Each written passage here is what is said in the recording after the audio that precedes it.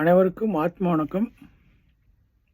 மீண்டும் ஜன்னி நோய்க்கு துணை மருந்து சொல்கிறேன். இதை நீங்கள் கடையிலேயே வாங்கி கூட கொடுக்கலாம்.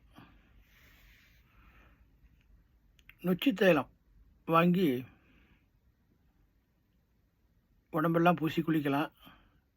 எங்கெல்லாம் அவங்களுக்கு ஜன்னி நிலை பாதிக்கப்பட்டிருக்கோ அந்த இடத்துல நல்லா பூசி கொஞ்சம் உஷ்ணம் பண்ணி அந்த எண்ணெயை கொஞ்சம் சூடு பண்ணி விதவிதன்னு உடம்பெல்லாம் பூசி குளிக்கலாம்.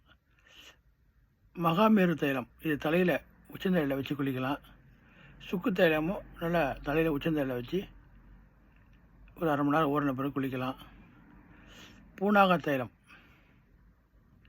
இதையும் எங்கெங்கெல்லாம் ஜன்னியில் பாதிக்கப்பட்டு அங்கே பூசி குளிக்கலாம்.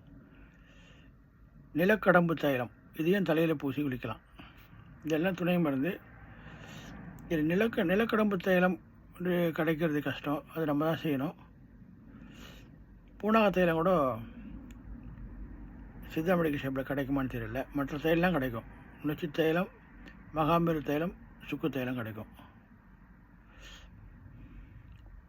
அப்புறம்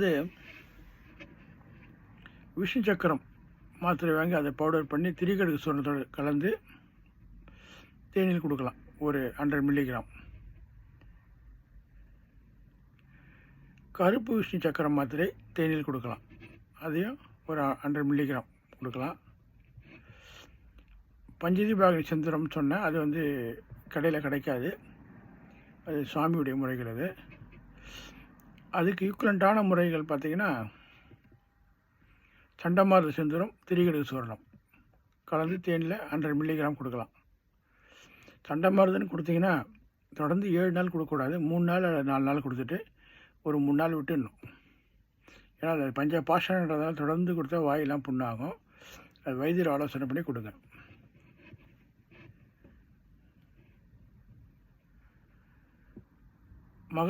வாதகேசரி மெழுகு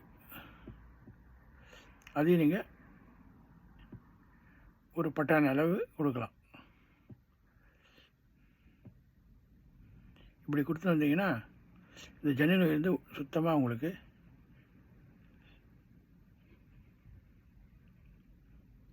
குணமாகும். மீண்டும் நம்ம அடுத்த பதிவில் பார்க்கலாம். அனைவருக்கும் ஆத்ம வணக்கம்.